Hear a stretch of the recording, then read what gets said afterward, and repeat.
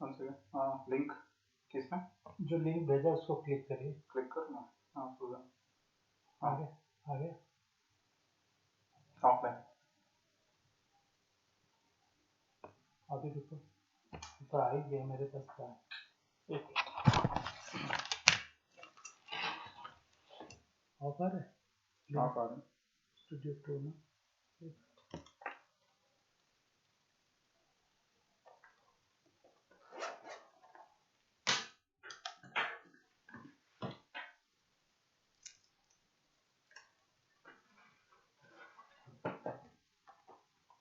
Working है। ये आ रहा है ना, मतलब आपका रिमोट जो हो रहा है। हाँ स्टूडियो 2 यस इट्स कमिंग। ठीक। खोल दीजिए सर।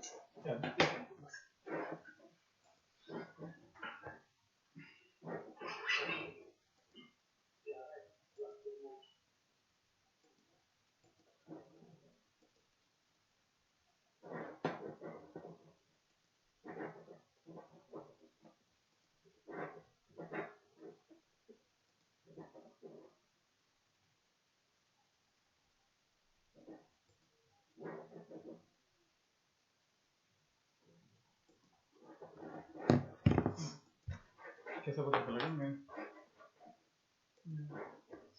ये है ना, ये स्पीकर ये ये आपका लाइव चल रहा है सर। देखो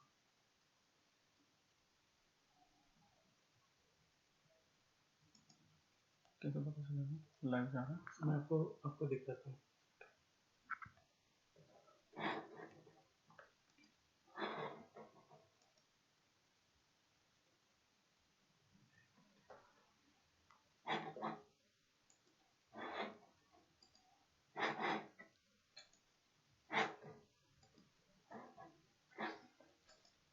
नहीं इसमें देख रहा था।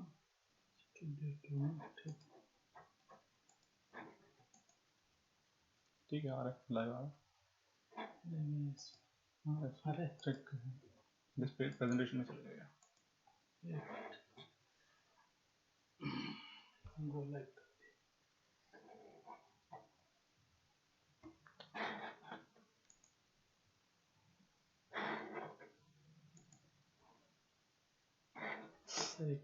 एक मिनट टाइप शॉर्ट टर्म कर।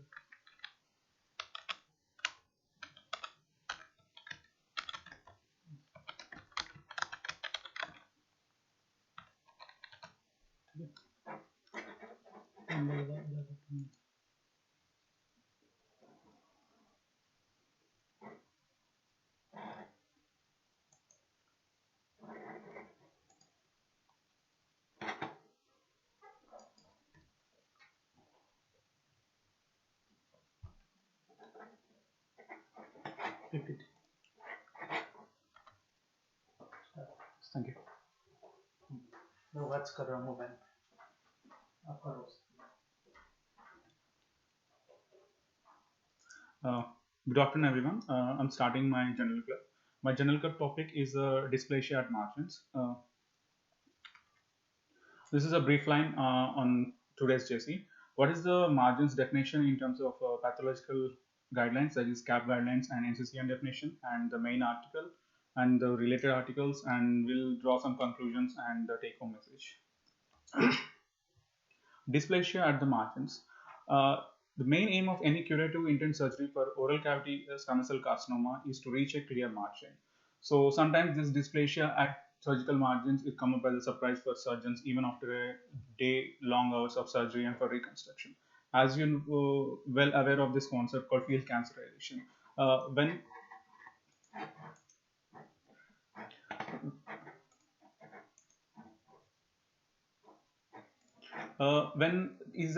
any etiological agents such as irritants or any alcohol exposure, this can cause a stimulation to the oral normal epithelium, and which leads to changes called oral premalignant disorders. And during course of events after the accumulation of mutations, this can go up to dysplasia and dysplasia towards a full bone invasive squamous cell carcinoma.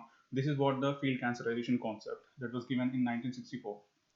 So everyone knows the impact of positive or close margin on patients with oral squamous cell carcinomas, which has been well studied in a very landmark trial such as EORTC 22931 and RTOG 501. When you see the comparative analysis of these two landmark trials, there are two variables that will need a very high aggressive management, such as positive margins and extracapsular extension. In this study, the positive margin means the cut through invasion, or based on the time duration of the study, the definition was pertain up to only the severe dysplasia or carcinoma in situ. But for the surgeons, the presence of dysplastic margin is very unpredictable, and in contrast, the impact of dysplastic margin on patients with oral squamous cell carcinoma remains unclear. So let's see what is the definitions in terms of NCCN. NCCN codes that a positive margin is defined as a carcinoma in situ or invasive carcinoma at the positive at the margin if carcinoma in situ is present and if additional margins can be obtained. That is a favored approach, and carcinoma in situ should not be considered as an indication for concurrent post-op systematic therapy or radiation.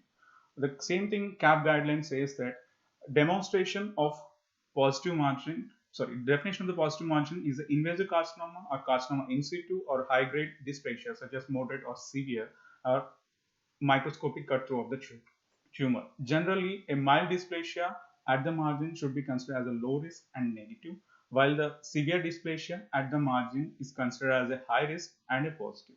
Moderate dysplasia at the margin implies a intermediate risk and it is reported as a positive. This is based on the CAP guidelines. So let's draw some. Once you just see this topic, or when you see a dysplasia at the histopath report, you'll get this kind of questions such as: I'm the only one who's getting this dysplasia at the margins. Does this every grade of dysplasia carry the same prognosis, or the effects like what it affects on outcome? And did they need adjuvant therapy, or has the concept of field cancerization has defeated the whole purpose of the tumor field margin? If so, then what is the role of molecular markers in defining tumor-free margin and how to avoid these dysplasias at the margin? So let's go to a primary article. Primary article is the impact of dysplastic surgical margins for patients with oral squamous cell carcinomas. This was published in Oral Oncology in 2019. It is a study from the National Taiwan University of Medicine. So this study design is a retrospective design, and this cohort was a newly diagnosed oral squamous cell carcinomas who underwent curative intent wide excision of the tumor. The place of study was National Taiwan University Hospital. The study duration is from the January 2010 to December 2015. So when you look at the study design, they included all the retrospective data that consists of oral squamous cell carcinomas and who underwent curative intent excision for primary tumors, and they got the data of 1642 patients, and they defined these margins as a clear margin, close margin. When you pay close attention to this so-called positive margin, the positive margin says the microscopy cut through of oral squamous cell carcinoma margin less than 1 mm or involved by the severe dysplasia or carcinoma in situ. And the grading of dysplasia was done with a WHO grading system such as mild, moderate, and severe.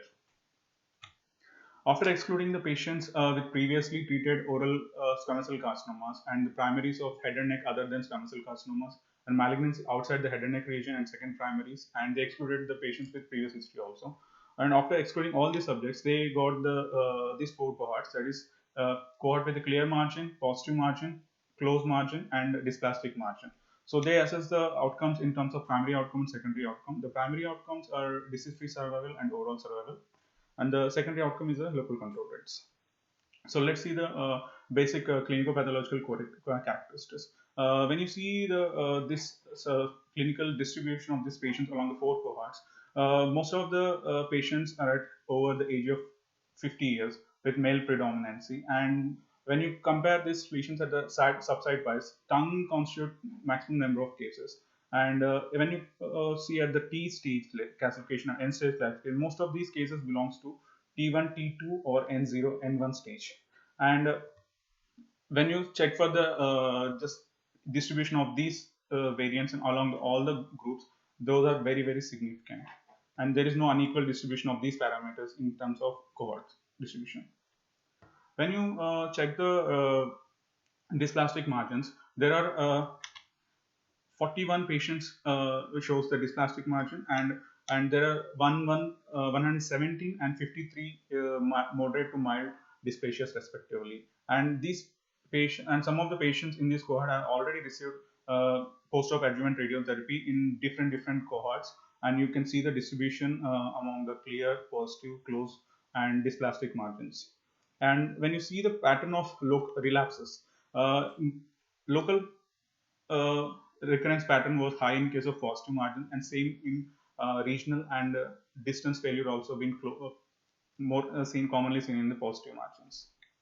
So let's see the results. When you see the association of dysplastic margins with the clinical and pathological characteristics, the patients with the age more than 50 years, men, and the sites such as tongue and buccal mucosa have a highest odds ratio of having dysplastic margins when in a surgical specimen. And same with the grades of dysplasias, same with the grades of differentiation also. When you see a moderate and poorly differentiated variants, there is odds of existing the dysplastic margins are 0.7 and 0.36 with a confidence interval 95%.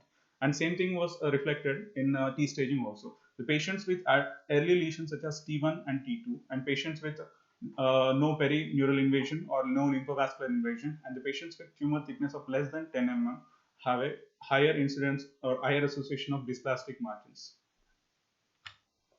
So let's see with the what is the outcome based on the survival outcomes based on the type of margin. So I hope you are seeing the color variations in this. You can see the blue color indicates a clear margin, and the green one indicates the closed margin.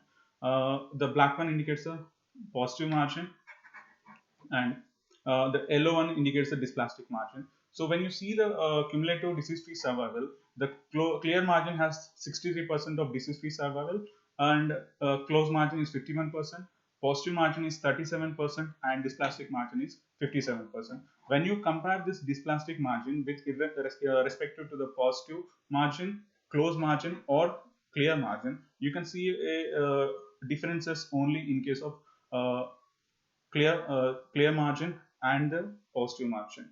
And when you show the differences between the dysplastic margin and positive margin, they show some clinical significance, that is p is equal to less than 0.1. And but when you compare with this dysplastic margins with the rest of the margins, such as closed margin or clear margin, this differences is very low. There are differences, but it didn't reach up to the significance in case of clear margin. And same thing was reflected with your cumulative overall survival also. When you see the differences between the dysplastic margins and the positive margin, there are significance. That means that survival with a dysplastic margin is better than a positive margin. And same thing was reflected in your closed margin when you compare the different dysplastic margin and the closed margin. That implies that dysplastic margin has clear relevances when you compare with your positive margin or closed margin. When you compare the cumulative local recurrences rates, you can see the dysplastic margins has 21%, positive margin has 36% of relapse local recurrences rate. When you compare this with individual margins, you can see a clear significance in case of dysplastic margin and a positive margin, that is p is less than 0.001. But it is not a clinically relevance in case of whether closed or clear margin. When you compare the outcome based on the grade of the dysplasias, when you compare the grade of the dysplasias, such as mild, moderate, and severe, all the three variables, such as disease-free survival, cumulative overall survival, or local recurrences rate, none of them are significant. But there are clinical differences between the outlines. When you see this Kaplan-Meier analysis, you can see this blue line and the yellow and green line. Hope you're able to differentiate these colors over there.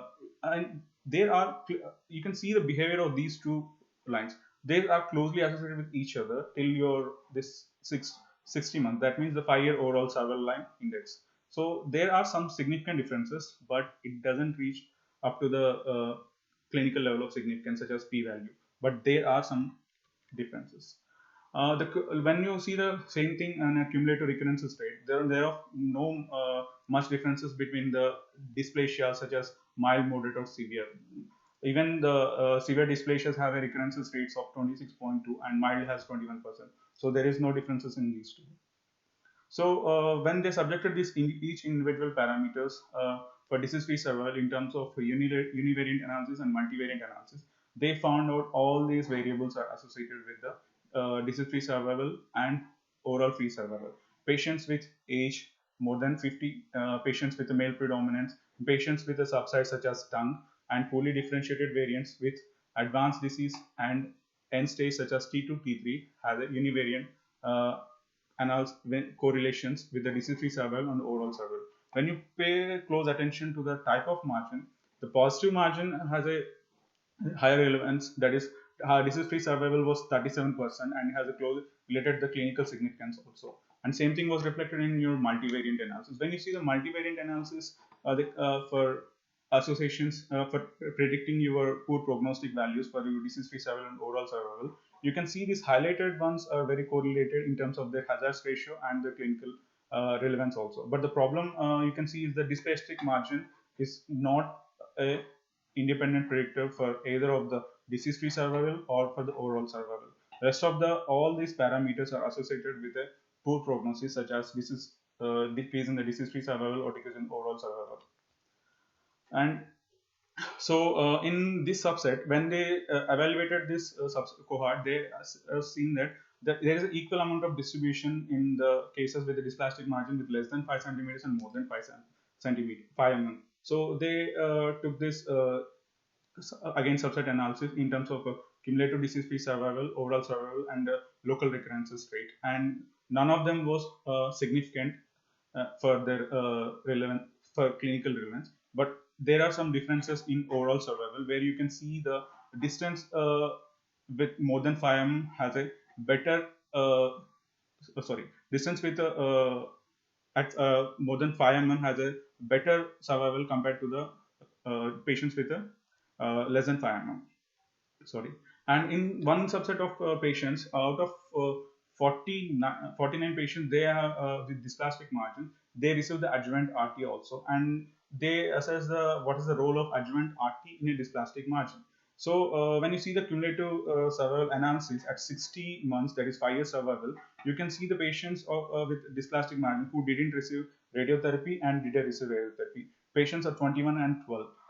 This shows that the patients with adjuvant RT had a worse survival compared to the dysplastic margin without adjuvant RT. But if you see the same thing in your overall survival, there is a 73% and 59% differences. That means it has reached a clinical significance of p-value, which sees that the overall survival is better when you give a adjuvant RT for your dysplastic margin. But same thing is also been reflected in your cumulative local recurrences rate, but again it didn't reach your clinical significance. So the study analyzed this prognostic impact of dysplastic margins on the patients with oral squamous cell carcinomas, and the presence of the dysplastic margin in this study was 10.3% for patients with oral squamous cell carcinomas, and this dysplastic margin incidence is based on the final margins that were submitted. And there is a significant associations between the some clinical parameters such as patients with the primary T1, T2, those with a tumor thickness of less than 10 mm, or the patients with less than without any PNI, most commonly associated with this dysplastic margins. So when you compare these patients with margins with less than 5 mm and more than 5 mm, there are same odds ratios and there are same incidence of dysplastic margin in the surgical specimens. When you convert this into clinical perspective, there are a wider resection during the oral squamous cell carcinoma operation could not prevent the presence of the dysplastic margin at the end of your surgery. Uh, when and you can see these primary endpoints as a for each and every margin. When you compare this presence of dysplastic margin with a clear margin, there is no clear-cut significant differences. That means patients with a clear margin and dysplastic margin, more or less, they do the same in the long run. And when you compare this with a positive margin, there are clearly significant differences. So when you convert into clinical practice, the patients with a positive margin, they need aggressive treatment compared to the dysplastic margin. Adjuvant RT has no significant benefit for this patient with a dysplastic margin. We have to take this statement as with a pinch of salt. As previously I've shown the Kaplan-Meier analysis, there are some significant difference in overall survival, but this adjuvant radiotherapy was not given in terms of grades of dysplasia. So when you compare with other parameters such as local recurrences rates and the disease-free survival, the adjuvant RT has a no role. When the presence of dysplasia is indicated, when you consider this as in your histopath report, the presence of dysplasia is not an independent risk factor in terms of disease-free survival or in terms of your overall survival in a multivariate analysis. So active surveillance or revision of surgery, revision of the margin, if feasible, should be considered. What are the limitations of this study? Limitations of the study is the retrospective nature. The biases are existed even after statistical regression models, and this is one of the inherited biases when inherited limitations when you go for a retrospective analysis. And in this case, as I told, this adjuvant RT was used, but not solely based on the dysplasia alone. In this case, the adjuvant RT was given for T3 patients and N2 and N2B also. When in terms of low risk dysplasias, they evaluated the mild and moderate dysplasias. When you see these mild and moderate dysplasias, there are some inter-observer variabilities also. So one of the limitations in this is inter-observer variability with moderate level. So when you go for second article of MyJC is the influence of mild dysplasia at the surgical margin on the prognosis of oral squamous cell carcinoma, which was published in the International Journal of Oral and Maxillofacial Surgeons, published by Wong. It is also a retrospective study. They have included the data of 540 patients with primary T1 and T4 N0 oral primary lesions, and they checked the clinical relevance between the different margin status and the local recurrence rates in a patient undergoing primary surgical treatment for oral squamous cell carcinoma. It's done in a stomatology hospital in Ninjin hospital in China during 2005 to 2014. The outcomes are overall survival, disease-free survival, and recurrence-free survival. When you see this clinical characteristics, just when you just pay attention to this margin status, there are 12% of mild dysplasia, 4% of patients having a moderate dysplasia, and severe dysplasia was seen 3.3. A cumulative of 20% of positive or dysplastic margins has been noted in this study. In this study, they have sent frozen session for analysis, and they consider the last specimen that was sent for frozen was considered as a final margin in your final histopathological reports. And if you see this study, 80% of the patients belongs to T1, T2. That means a low risk cohort.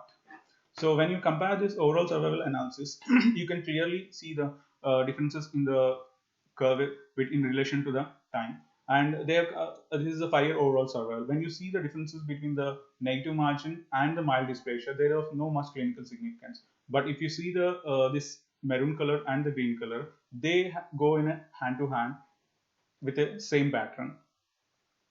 And same thing was reflected here in your disease-free survival and overall survival and other parameters. So when you consider this multivariant analysis, there is no significant differences existing between the recurrence-free survival or disease-free survival for those patients with a mild dysplasia and negative margins. If you see this multivariant analysis for recurrence-free survival, if you compare the mild with a negative, there is of no significance. But you compare this with a moderate dysplasia or severe dysplasia with a negative margin, there are significance. They have reached up to the significance. That means the existence of moderate dysplasia, severe dysplasia have carried a worse survival compared to a negative margins. And same thing was reflected in your disease-free survival also, where you see the mild dysplasia or a negative margin doesn't carry any clinical significance in this. But when you compare this with a moderate or severe dysplasia, same thing was reflected as it gone up to the clinical significance of P 0.001. That means that patients with a moderate or severe dysplasia are not seen as a negative margins. So in this study, they excised 21 cases. They re-excised the margin when they found out there is a mild dysplasia, and they re-excised a total of 21 cases out of 69 cases, and they analyzed this overall survival in terms of excision or re-excision.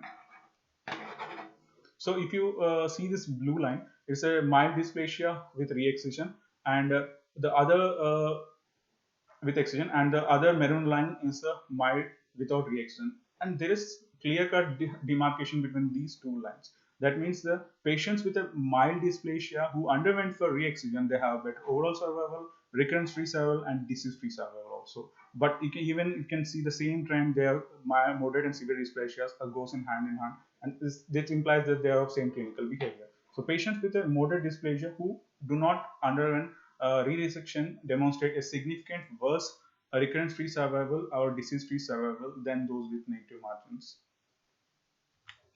So they conducted the multivariant analysis whether the re-excision of this mild dysplasias will carry any significance or not, and they found that it has a significant impact on all the three variables such as overall survival, recurrence-free survival, and EO disease-free survival. And they concluded that there appears to be a correlation between the initial mild dysplastic margins that are not subjected to re-excision and have inferior recurrence-free survival and disease-free survival. Additionally, the attention should be drawn for a milder dysplasias at initial margins in oral squamous cell carcinomas, and extended excision is suggested. When you see this article by Dennis, this is dysplasia in the margins, investigating a case of subsequent therapy in a low-risk squamous cell carcinomas of oral tongue. So this is also a retrospective analysis, and the research question in this is what is the impact of moderate dysplasia at the resection margins for early stage cancers of oral cavity.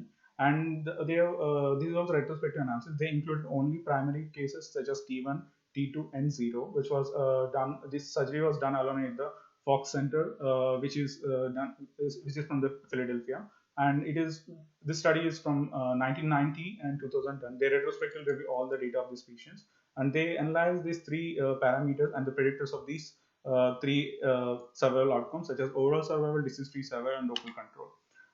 They included 126 patients, and out of this, they had done 131 specimens, and the median follow-up of this study was 52 months. In this study, also, they sent the frozen sessions, and the final margin was taken as a negative margin, and this is included in the retrospective analysis. When you see the first curve, that is disease-free survival, there is a clear-cut differences in the behavior of the mild dysplasias, and there is a considerable overlap between the moderate and severe dysplasias. So in this study, they analyze this moderate or severe together, because one reason is that behavior is the same, and second reason is that the incidence of severe dysplasia my patients are very low, that is only 8. So but statistical assessments, they included both the moderate or severe dysplasia as a same entity. And the other reason for this including the same entity, as per the CAP guidelines, the CAP guidelines says that moderate and severe dysplasias should be reported as a positive. So they followed this CAP guidelines instead of NCCN guidelines. The previous two papers used the NCCN guidelines, not the CAP guidelines. So when you look at this local control rates, the patients with an negative margin has a good 5-year overall survival rate, followed by the mild dysplasia. But when you see this pattern in moderate and severe dysplasia, this goes down. So sorry, I forgot to say this. What is the incidence of dysplasias? Incidence of dysplasias in this study in the final margins in frozen sessions was 36%. But when they compared this incidence in the final specimen, they found out that 50% of the patients had this dysplasias at this margins. So when you compare this, when you look at this table, the 5-year overall local control rates are 76%, and disease-free survival was 73%. Overall survival was 74% for the entire cohort. When you compare this dysplasias in terms with a mild and moderate, so milder dysplasias have a local control rate of 80% when you compare with the moderate dysplasias, which has 60%. And same thing was disease-free survival, where mild dysplasia has a disease-free survival of 78%, and moderate dysplasias has a disease-free survival of 60%. So this multivariate analysis analyzed the patients with moderate or severe dysplasias and the mild, and they checked whether there is any hidden parameters that is associated with worse disease survival or overall survival. They found out the three variables. First thing you can see, this is the moderate versus severe dysplasias versus mild or none. They have p-values reached up to 0.069. That means it is a clinical significance that dysplasia is a poor indicator or poor independent prognostic factor. And the same thing was reflected with a histological variant such as poor versus well differentiated or morely differentiated.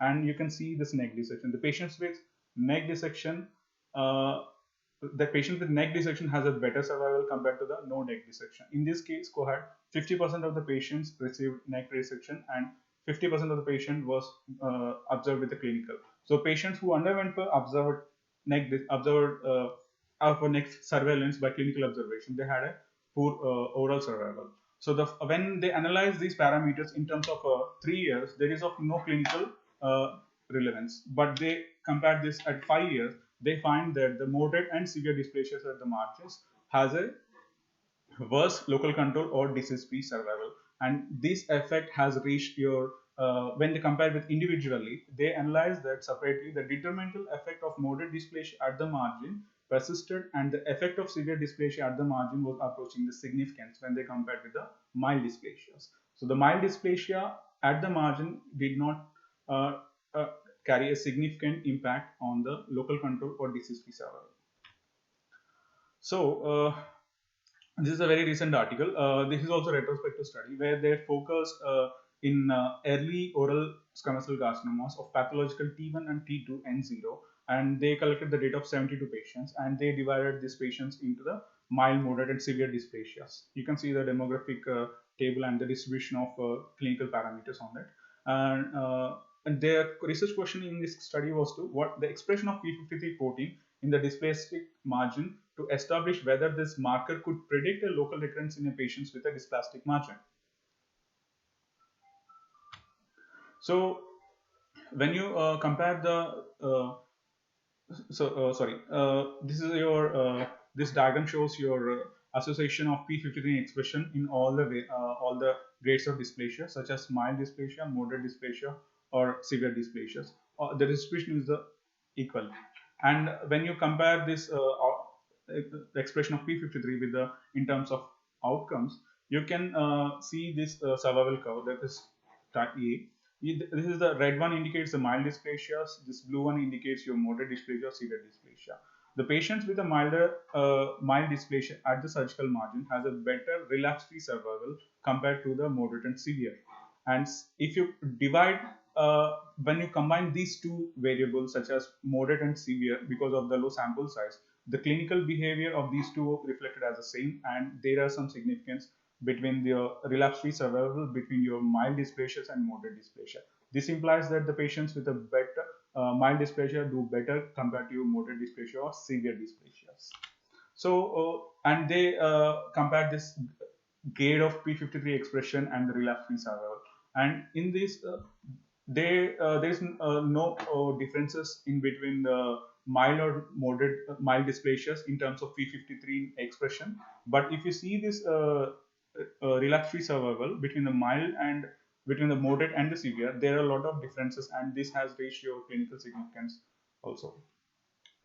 And definitely, this moderate and severe dysplasias patients have a worse survival.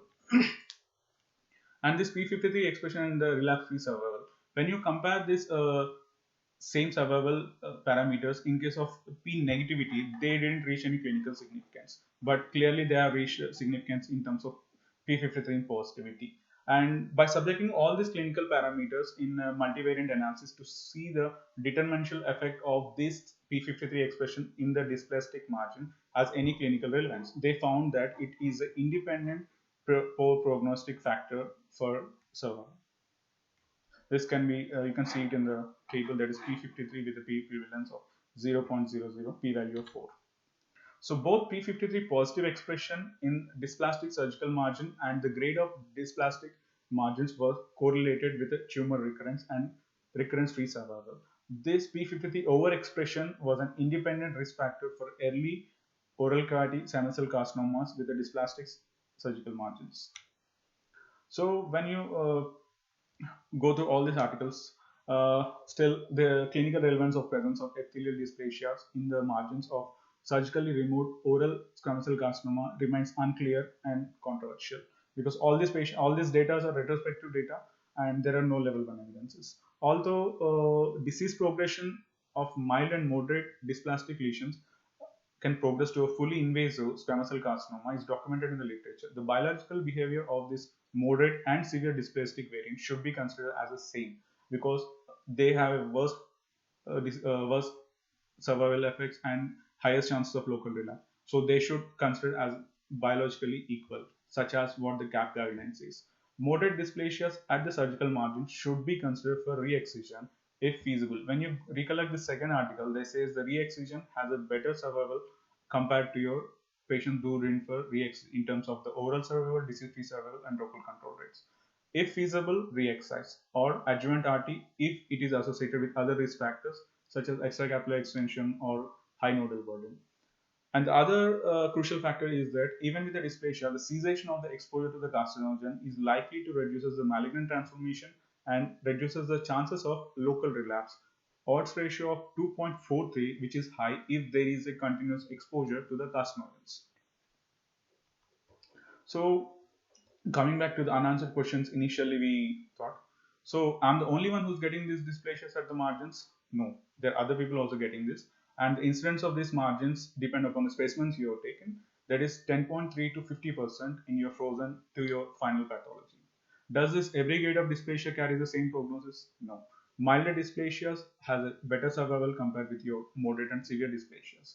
And what are the outcomes is going to affect? It comes to affect the outcomes such as overall survival and disease-free survivals. So a moderate or severe dysplasia is an independent predictor for your poor prognosis, and aggressive management should be considered. Do they need adjuvant RT? Mild dysplasias at surgical margins, there is no role of adjuvant RT in a low risk category, as reflected by your from the third paper, where they are focused specifically on a low risk category T1, T2, and without no adjuvant radiation. And if there is a high risk is there, we have to give a adjuvant radiotherapy, such as extranodal extension or higher nodal burdens with advanced T stages. Has the concept of field cancellation defeated the whole purpose of this tumor-free margin?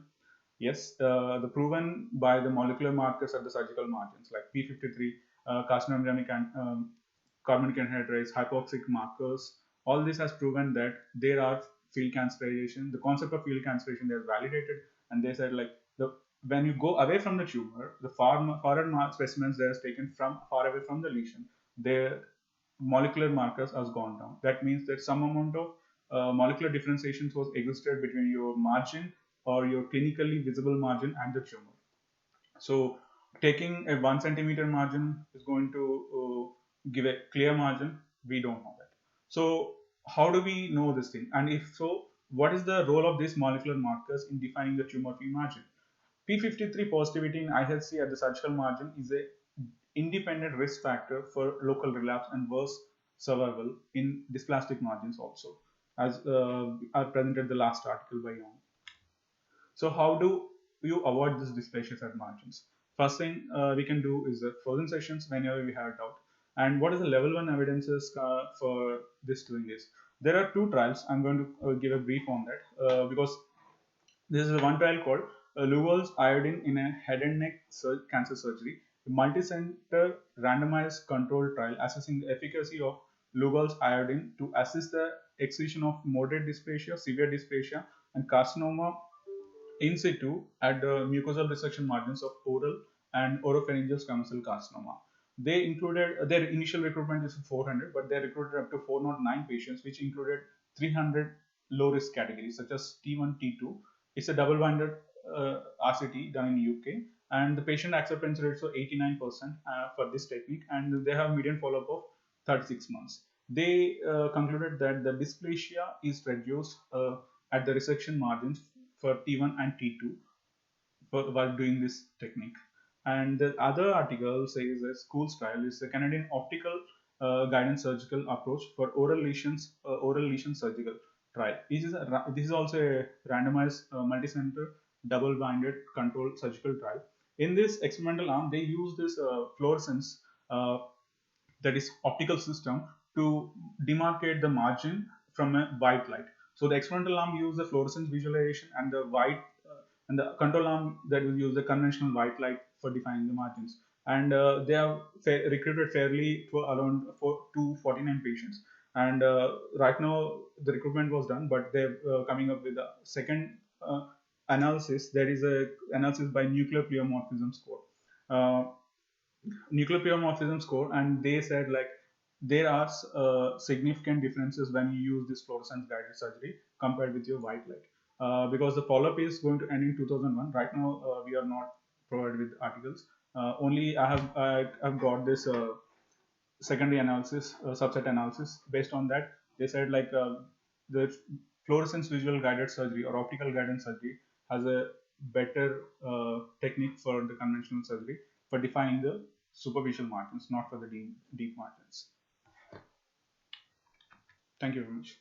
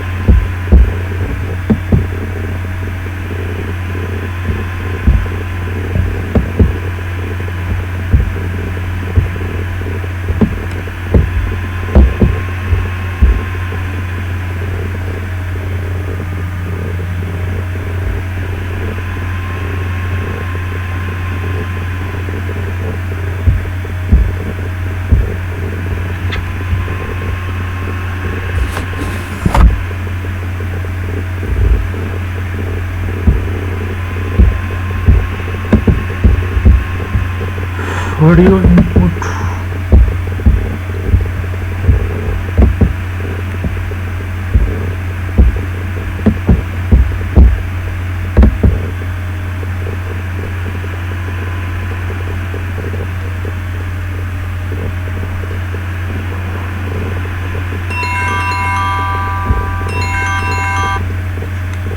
हाँ भाई जय Jagannath office रे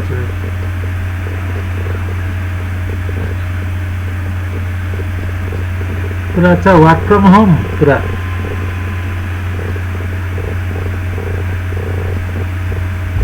हाँ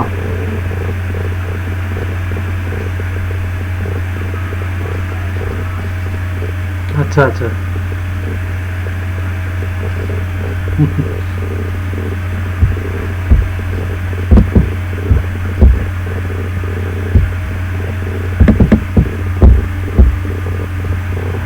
से गोटे अफसर faculty थिला conference एका जी फोन कर कहूँ बोले चल दुईटा बेले आसबि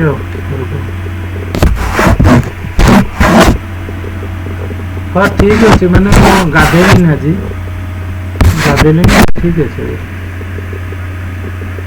काली से मोर दु तीन दिन ये रही ठीक धीरे धीरे रिकवर हो जाए ये जो सार जो जब मुझे इमरजेंसी जी ना मत सीधा पेल पूरा कोविड इे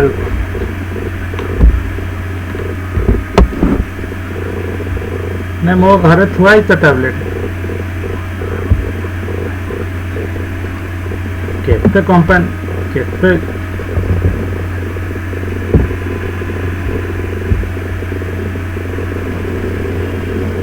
अच्छा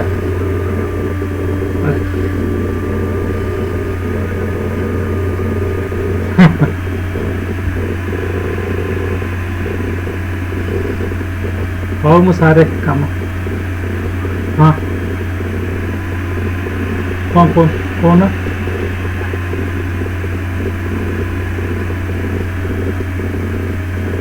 मोबाइल केते टका पड़ो से नहीं मोबाइल ओनली 100 रुपीज पड़ी मनी पर्स रे नहीं नहीं नहीं नहीं नहीं मो सब रिमूव कर देछि मु आ रखुनी टोटल मु टोटली से सब आप फाप सब हटे देछि मु ताको काली आन देबी हैला काली मु फास्ट हाँ मत मेडिसिन टा पठे दियो मु देखु हैला ओके हाँ दियो पठे दियो हाँ हाँ हाँ नहीं मैं आसबि बहुत समय देवर गोटे जिनस दबार अच्छे आसबि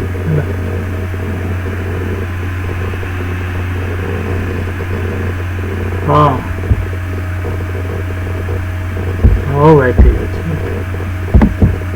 एबे पठे दियो देखु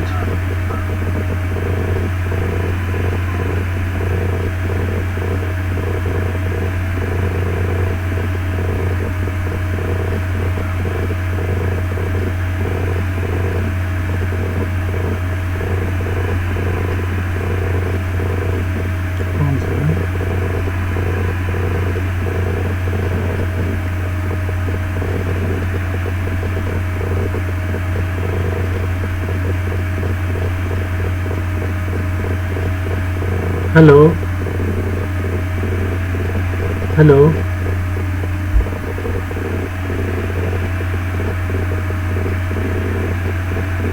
hello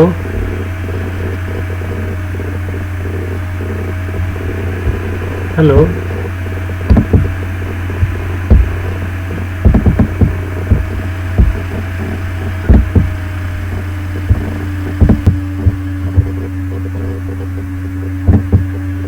hello hello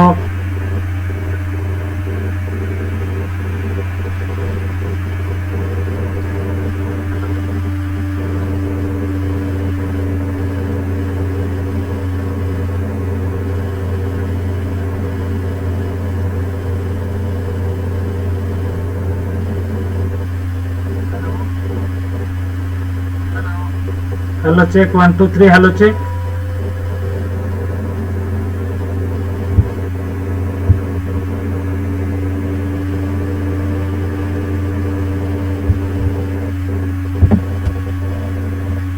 hello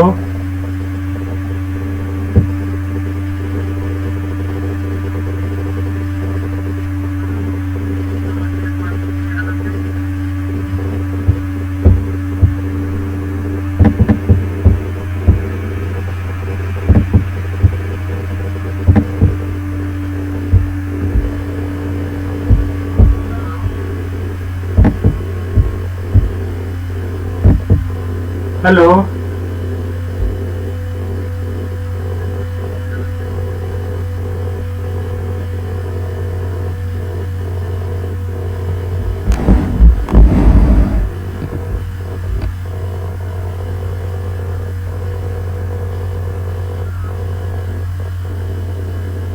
Hello, check.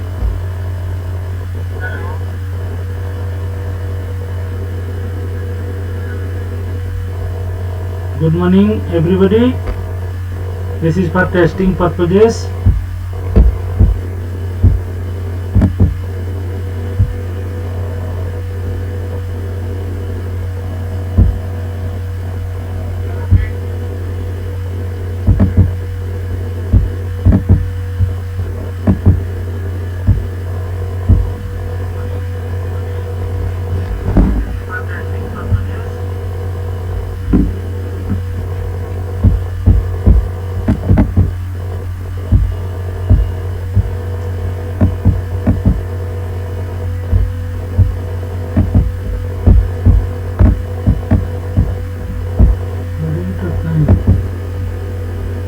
Hello.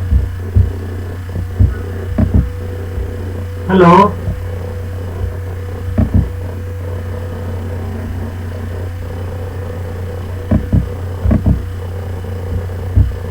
Hello.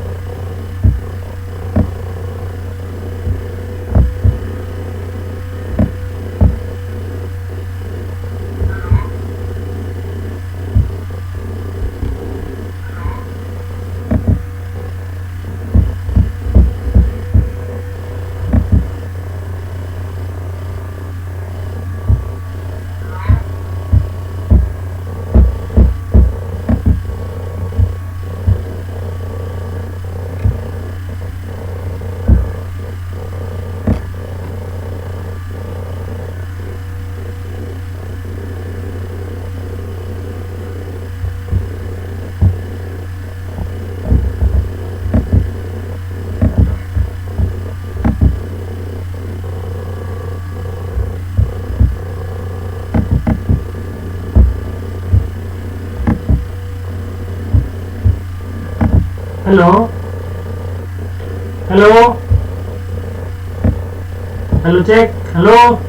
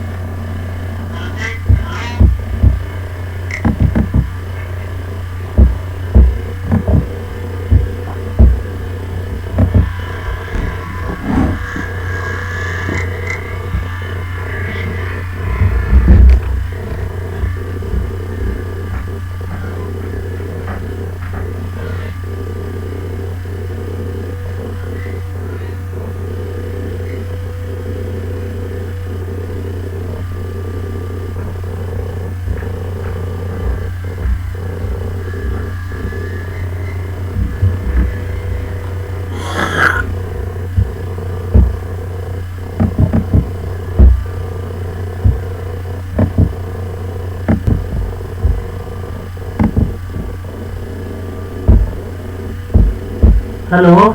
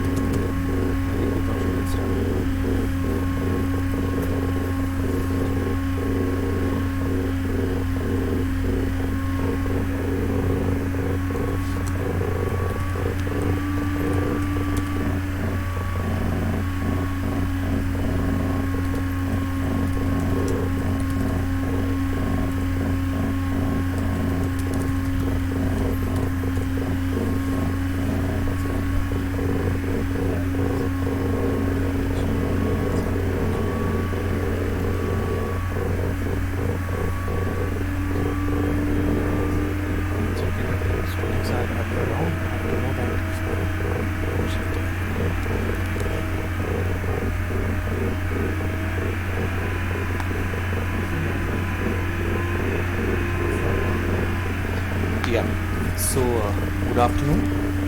Today's class is on management of convulsions and coma. So we'll start with convulsions and hello. Are you all there? Hello. So should I start? Okay. A very good afternoon to all of you. So today's class is on management of convulsions and coma. So we'll start with convulsions and then slowly move on to coma. The etiology and management, to some extent, will have some overlap, but I think that will be more helpful in that way. So before we go on to the description and the science behind it, we should all know that the occurrence of a convulsion is a very frightening event. So whenever there is the first experience of a seizure, it is definitely going to trigger a visit to the emergency department. And so when we start talking about seizure, the first thing that comes to our mind is this just a seizure or is it epilepsy? So what is the latest definition as far as epilepsy is concerned? So epilepsy is considered to be a disease of the brain and it is defined by any of the following conditions. So there would be two unprovoked or reflex seizures which are occurring at least 24 hours apart, or it is the first episode of unprovoked or reflex seizure and the probability of further seizure similarity to the general recurrence risk of at least 60% after two unprovoked seizures occurring over the next 10 years. So that means, so either you have two seizures which are 24 hours apart and they're unprovoked, or you have a single seizure and somehow the investigations and the clinical scenario tells you that the chances of recurrence are at least 60% after this first episode. That also would get labeled as epilepsy. And obviously third is diagnosis of an epilepsy syndrome. Now, how do we define seizure? It's a transient occurrence of signs and symptoms resulting from abnormal, excessive or synchronous neuronal activity in the brain. So we already have some activity going on in the brain. So in seizures, either those activity they become excessive or they get over synchronized or they are abnormal. And how do we define an epilepsy syndrome? It's a complex of signs and symptoms that defines a unique epilepsy condition. So let me give you an example.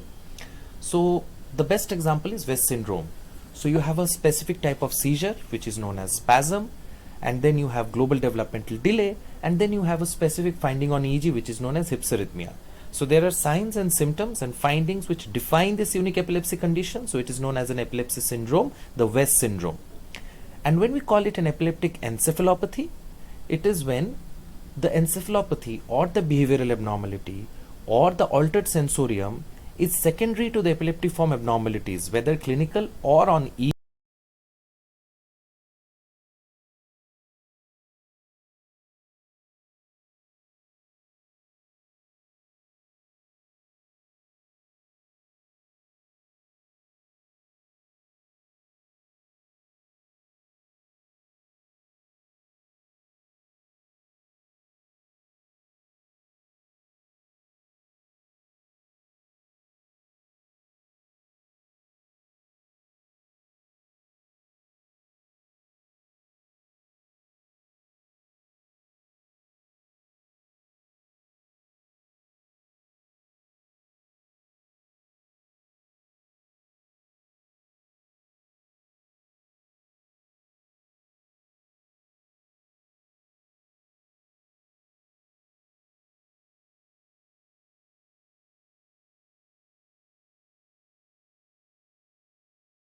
Hello.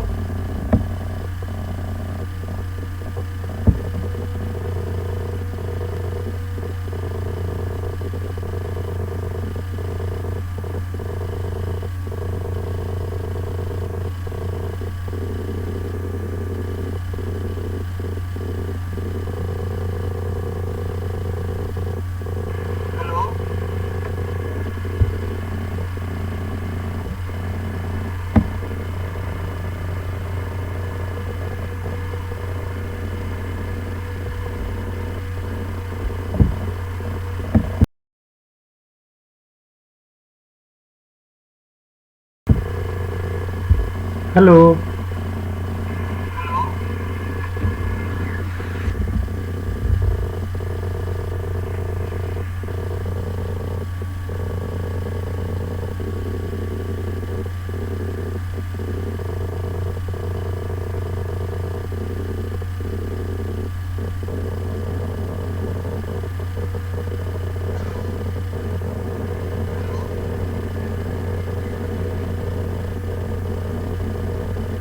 Hello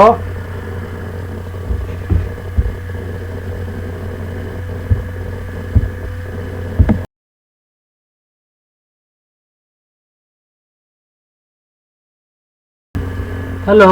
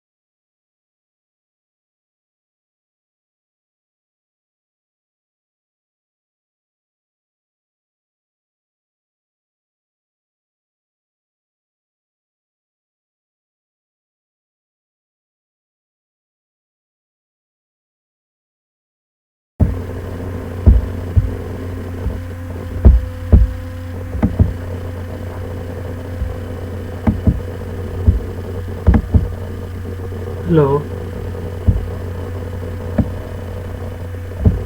hello hello hello